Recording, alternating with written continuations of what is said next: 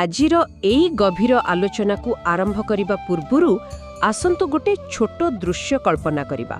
ମାନେ ଗୋଟେ ଶୀତୁଆ ସକାଳ, ବାହାରେ ଧୀରେ ଧୀରେ ଆଲୋ ଫୁଟିଲାଣି, କିନ୍ତୁ ଗୋଟେ ଛୋଟ ପିଲା ତାର କମ୍ବଳ ତଳୁ ବାହାରିବାକୁ ଜମା ବି ରାଜି ନୁହେଁ। ହଁ, ଆଉ ମା ତାକୁ ଉଠାଇବା ପାଇଁ ସବୁ ପ୍ରକାରର କୌଶଳ ପ୍ରୟୋଗ କରୁଛନ୍ତି।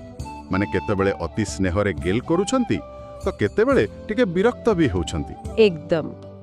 ଆଉ କେତେବେଳେ ତାର ସବୁଠୁ ମନପସନ୍ଦ ଜଳଖିଆର ଲୋଭ ବି ଦେଖାଉଛନ୍ତି, ଯେମିତି ହେଲେ ବି ପିଲାଟି ବିଛଣା ଛାଡୁ ଆଉ ସ୍କୁଲ ଯିବାକୁ ପ୍ରସ୍ତୁତ ହେଉ।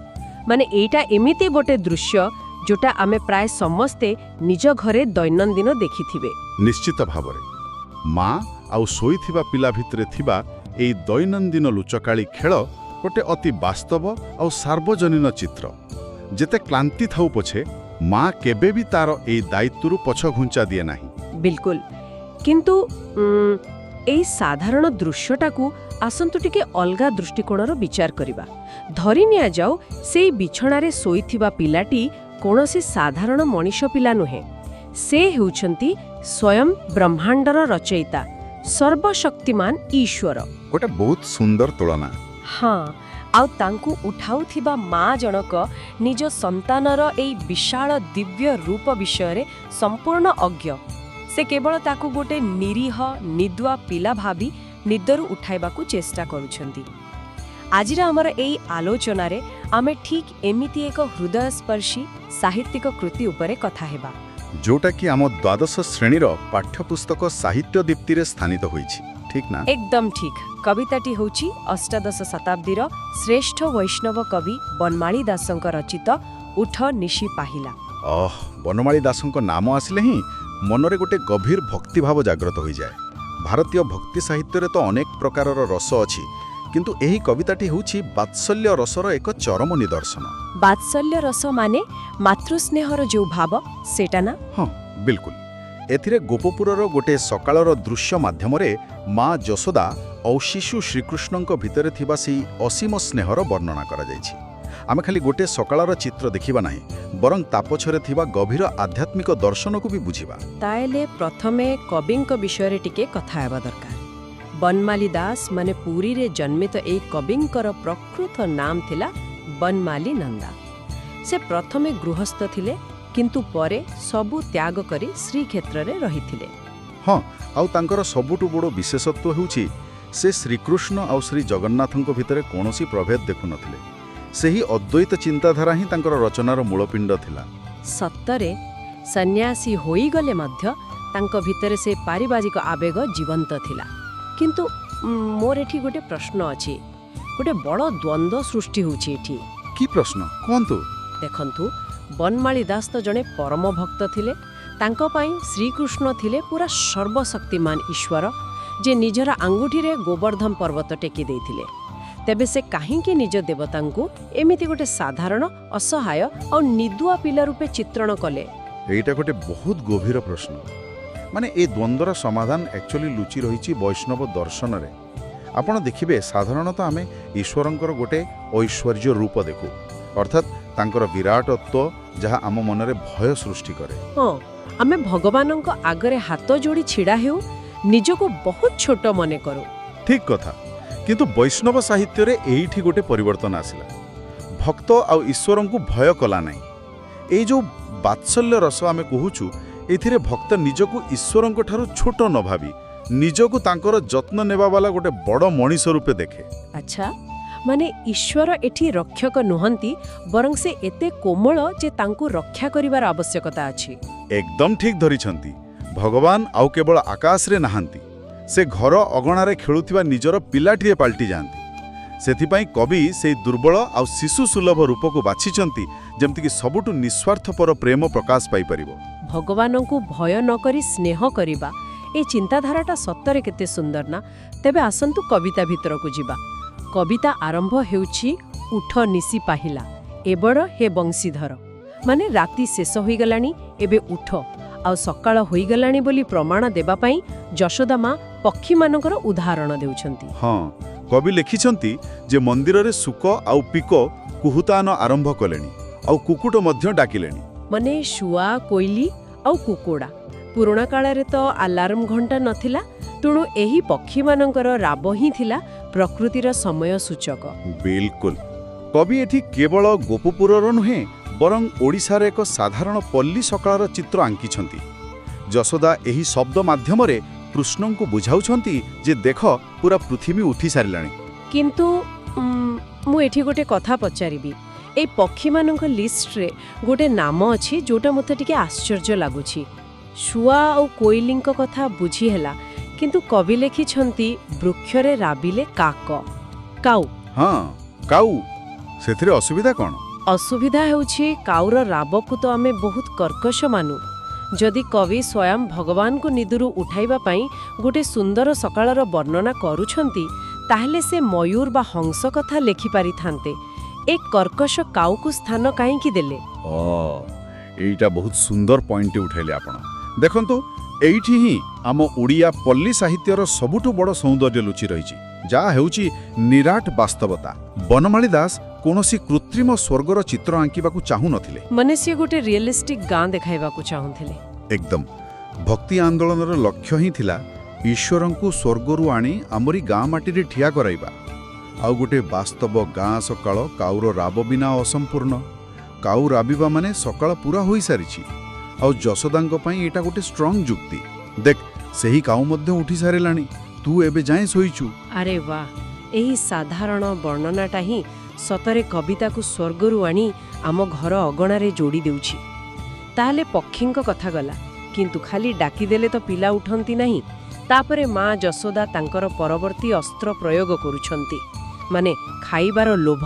ହଁ, ଯଶୋଦା ମା କହୁଛନ୍ତି ଶ୍ରୀମୁଖ ଦେବୀ ପଖାଳି ଝରିରେ ରଖିଛି ବାସନି ରହେ, ମାନେ ମୁହଁ ଧୋଇବା ପାଇଁ ସୁଗନ୍ଧିତ ଜଳ ରେଡି ଅଛି। ଆଉ ଖାଦ୍ୟର ତାଲିକାଟା ତ ଆହୁରି ଆକର୍ଷଣୀୟ। ସେ କହୁଛନ୍ତି ଅମୃତ ପାଣି କଦଳୀ, ଲବଣୀ ସଙ୍ଗତେ ଗୋଳି, ଅଧାମ ଗୋଟିକା ପୁଲି, ଖଣ୍ଡ ସଙ୍ଗେ ଭୁଞ୍ଜାଇବି ସରହେ। ମାନେ ଶୁଣିଲେ ପାଟିରୁ ଲାଳ ବୋହିଯିବ। ସତ କହିଲେ, ବାତ୍ସଲ୍ୟ ପ୍ରେମର ପ୍ରଥମ ପ୍ରକାଶ ହିଁ ଖାଦ୍ୟ ମାଧ୍ୟମରେ ହୋଇଥାଏ। ମା ଜାଣିଛନ୍ତି ପିଲା ଉଠିଲେ ଭୋକିଲା ଥିବ, ତେଣୁ ସେ ଲହୁଣୀ, ଦୁଧସର, ଅମୃତ ପାଣି କଦଳୀ ଆଉ ପୁଲି ପିଠା ସବୁ ନିଜ ହାତରେ ଗୋଳାଇ ଖୁଆଇଦେବେ ବୋଲି ଲୋଭ ଦେଖାଉଛନ୍ତି। ତାଙ୍କର ଫେଭରେଟ୍ ଜିନିଷ ଭରି ଦେଇ କହନ୍ତି, ଆରେ ଶୀଘ୍ର ଉଠ, ଆଜି ତ ମନପସନ୍ଦ ଖାଇବା ବନିଛି। ସମୟ ବଦଳିଛି, କିନ୍ତୁ ମାତୃ ହୃଦୟର ସେଇ ଶୈଳୀ ସମ୍ପୂର୍ଣ୍ଣ ସମାନ ଅଛି। ଠିକ୍ କହିଲେ। ଆଚ୍ଛା, ଆଉ ଗୋଟେ ଇଣ୍ଟରେଷ୍ଟିଂ କଥା ଏଠି ଅଛି। କବିତାର ପୃଷ୍ଠଭୂମି ତ ହେଉଛି ମଥୁଲା ଆଉ ଗୋପପୁର, କିନ୍ତୁ ଖାଦ୍ୟ ଲିଷ୍ଟରେ ଯେଉଁ ଅମୃତ ପାଣି, କଦଳୀ ଆଉ ପୁଲି ପିଠା ଅଛି, ସେଗୁଡ଼ିକ ତ ପୁରା ଖାଣ୍ଟି ଓଡ଼ିଆ ଖାଦ୍ୟ, ମାନେ ଆମ ଶ୍ରୀମନ୍ଦିରର 56 ଭୋଗର ଅଂଶ। ଗୋପପୁରରେ ଏସବୁ କେମିତି ପହଞ୍ଚିଲା? ଏଇଟା ହିଁ ତ ବନମାଳୀ ଦାସଙ୍କର ସ୍ୱତନ୍ତ୍ରତା। ଆମେ ଆଗରୁ କଥା ହେଉଥିଲେ ନା ଯେ ସେ କୃଷ୍ଣ ଓ ଜଗନ୍ନାଥଙ୍କୁ ଏକାକାର କରିଦେଇଥିଲେ। ଜଣେ ଭକ୍ତ ଯେତେବେଳେ ନିଜ ଭଗବାନଙ୍କ ପାଇଁ ଶ୍ରେଷ୍ଠ ଭୋଜନର ପରିକଳ୍ପନା କରେ, ତା ମନକୁ ନିଜ ମାଟିର ସବୁଠୁ ପବିତ୍ର ନୈବେଦ୍ୟ ହିଁ ଆସେ। ଓ, ମାନେ ବନମାଳୀ ଦାସଙ୍କ ପାଇଁ ଶ୍ରୀମନ୍ଦିରର ମହାପ୍ରସାଦ ହିଁ ସର୍ବଶ୍ରେଷ୍ଠ ଖାଦ୍ୟ ଥିଲା। ବିଲକୁଲ। ତେଣୁ ସେ ନିଜର ଆଞ୍ଚଳିକ ପରିଚୟକୁ ସେହି ଗୋପପୁରର ପରିବେଶରେ ବହୁତ ସହଜରେ ମିଶାଇଦେଲେ। ବହୁତ ସୁନ୍ଦର। ଖାଦ୍ୟ କଥା ପରେ ମା ଯଶୋଦାଙ୍କ ମନରେ ଏବେ ଗୋଟେ ଆଶଙ୍କା ଆସୁଛି। ସେ କହୁଛନ୍ତି କାଲି ପଥଶ୍ରମ ପାଇଁ ଅଳସର ଅଙ୍ଗ ଶୋଇ ଅଶକତ ହୁଏ କି ଶରୀର ରହେ। ମାନେ ସେ ଭାବୁଛନ୍ତି ପିଲାଟି କାଲି ବଣରେ ଗାଈ ଚରାଇ ବହୁତ ଥକି ଯାଇଛି। ହଁ, ସେଇଥିପାଇଁ ହୁଏତ ତାର ଶରୀର ଦୁର୍ବଳ ବା ଅଶକତ ଲାଗୁଛି। କିନ୍ତୁ ଦେଖନ୍ତୁ, ଯିଏ ପୁରା ସୃଷ୍ଟିକୁ ଶକ୍ତି ଦିଅନ୍ତି, ତାଙ୍କ ଶରୀର କ'ଣ କେବେ ଦୁର୍ବଳ ହୋଇପାରେ? ଏଇଠି ହିଁ ମାତୃତ୍ୱର ଗଭୀର ମନସ୍ତତ୍ୱ ଅଛି, ବୁଝିଲେ ତ? ଈଶ୍ୱରଙ୍କର କୌଣସି କ୍ଳାନ୍ତି ନଥାଏ ସତ, କିନ୍ତୁ ଯଶୋଦା ଏକଥା ଜାଣିନାହାନ୍ତି। ଆଉ ଜାଣିଥିଲେ ବି ମା ହୃଦୟ କେମିତି ମାନିବ ଯେ ତାର ଛୋଟ ପିଲାଟା ଦିନସାରା ବୁଲିଲା ପରେ ବି ଥକି ନଥିବ। ହଁ, ତାଙ୍କ ଆଖିରେ ତ କୃଷ୍ଣ ଖାଲି ଗୋଟେ କୋମଳ ସନ୍ତାନ। ଏକଦମ। ଗୋଟିଏ ପଟେ ସେ ଚାହୁଁଛନ୍ତି ପୁଅ ଉଠୁ, ଅନ୍ୟପଟେ ପୁଅର କ୍ଳାନ୍ତି କଥା ଭାବି ତାଙ୍କ ହୃଦୟ କାନ୍ଦି ଉଠୁଛି। ଏଇଟା ହିଁ ଭକ୍ତି ମାର୍ଗରେ ମାୟାର ଗୋଟେ ମଧୁର ସ୍ୱରୂପ, ଯେଉଁଠି ମାତୃସ୍ନେହ ଭଗବାନଙ୍କର ପ୍ରକୃତ ସ୍ୱରୂପକୁ ଘୋଡ଼ାଇ ରଖେ। ମାର ସେହି ସହାନୁଭୂତି ସତରେ ଅତୁଳନୀୟ। କିନ୍ତୁ କୃଷ୍ଣଙ୍କୁ ତ ଶେଷରେ ଉଠିବାକୁ ହିଁ ପଡ଼ିବ, କାରଣ ବାହାରେ ଦାୟିତ୍ୱ ଅପେକ୍ଷା କରିଛି। କବି ବର୍ଣ୍ଣନା କରୁଛନ୍ତି, ସିଂହଦ୍ୱାରେ ଗୋପସୂତ, ଡାକନ୍ତି ଉଠ ଅଚ୍ୟୁତ, କେତେ ନିଦ୍ରା ଯାଉ ସୁତ, ଆକାଶେ ଉଦୟ ଦିନ କରହେ।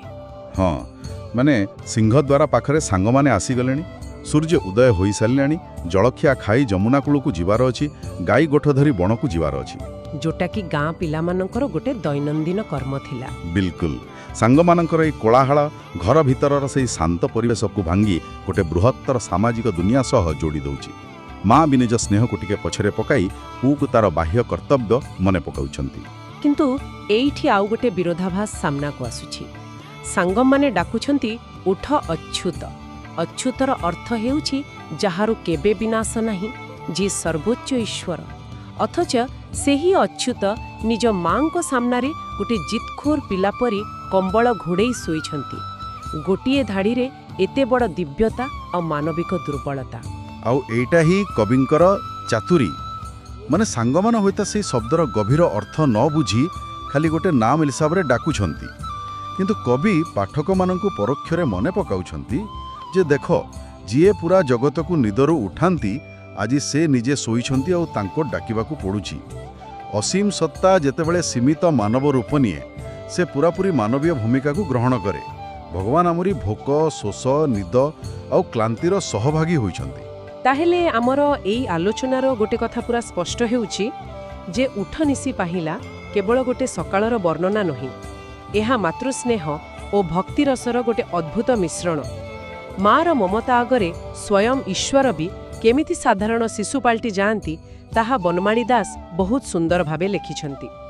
ଏହା ଶୁଣିଲା ପରେ ଜଣେ ସହଜରେ ବୁଝିପାରିବ ଯେ ପ୍ରତ୍ୟେକ ଘରେ ଦେଖାଯାଉଥିବା ସେହି ମା ପିଲାର ସମ୍ପର୍କ କେତେ ପବିତ୍ର। ଏବଂ ଆଜିର ଏହି ଆଲୋଚନା ଶେଷ କରିବା ପୂର୍ବରୁ ଗୋଟେ ନୂଆ ଦିଗ ଉପରେ ଚିନ୍ତା କରିବା କଥା ଆମେ ପ୍ରାୟତଃ ଦେଖୁ ଯେ ଧର୍ମଗ୍ରନ୍ଥମାନଙ୍କରେ ଈଶ୍ୱରଙ୍କୁ ଗୋଟେ ଶକ୍ତିଶାଳୀ, ଭୟଭୀତ କରାଇବା ଭଳି ସତ୍ତା ରୂପେ ଦେଖାଯାଏ। ଲୋକେ ଈଶ୍ୱରଙ୍କୁ ଡରନ୍ତି, କିନ୍ତୁ ଭାରତୀୟ ସାହିତ୍ୟର ଏହି ବାତ୍ସଲ୍ୟ ରସ ପ୍ରମାଣ କରେ ଯେ ଈଶ୍ୱରଙ୍କୁ ଭୟ ନ କରି ତାଙ୍କୁ ଏକ ଅସହାୟ ଶିଶୁ ରୂପେ ସ୍ନେହ କରିବା ହେଉଛି ଉପାସନାର ସବୁଠୁ ଉଚ୍ଚ ସ୍ତର। ଥରେ ଭାବିଲେ ମଣିଷର ଭଲ ପାଇବା କେତେ ଗଭୀର ହୋଇପାରେ ଯେ ସେ ନିଜ ସ୍ରଷ୍ଟାଙ୍କର ମଧ୍ୟ ଯତ୍ନ ନେବାକୁ ଚାହେଁ।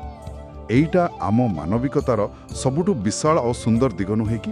ସ୍ରଷ୍ଟା ଆଉ ସୃଷ୍ଟି ଭିତରେ ଥିବା ଏମିତି ଗୋଟେ ଓଲଟା ଆଉ ମିଠା ସମ୍ପର୍କ ସତରେ ବିରଳ। ଏଇ ସୁନ୍ଦର ଚିନ୍ତାଧାରା ସହିତ ଆମେ ଆଜିର ଏହି ଗଭୀର ଆଲୋଚନାକୁ ଏଠି ରଖୁଛୁ। ଆସନ୍ତାକାଲି ସକାଳେ ଯେତେବେଳେ ଘରେ ପିଲାଙ୍କୁ ଉଠାଇବାର କୋଳାହଳ ଶୁଭିବ, ସେତେବେଳେ ଯଶୋଦା ଆଉ ବାଳକ କୃଷ୍ଣଙ୍କର ଏ ମଧୁର ଚିତ୍ର ନିଶ୍ଚୟ ଆଖି ଆଗରେ ଭାସିଯିବ। ଆଲୋଚନାରେ ଭାଗ ନେଇଥିବାରୁ ଆପଣଙ୍କୁ ବହୁତ ଧନ୍ୟବାଦ। ଆପଣଙ୍କୁ ମଧ୍ୟ ବହୁତ ଧନ୍ୟବାଦ।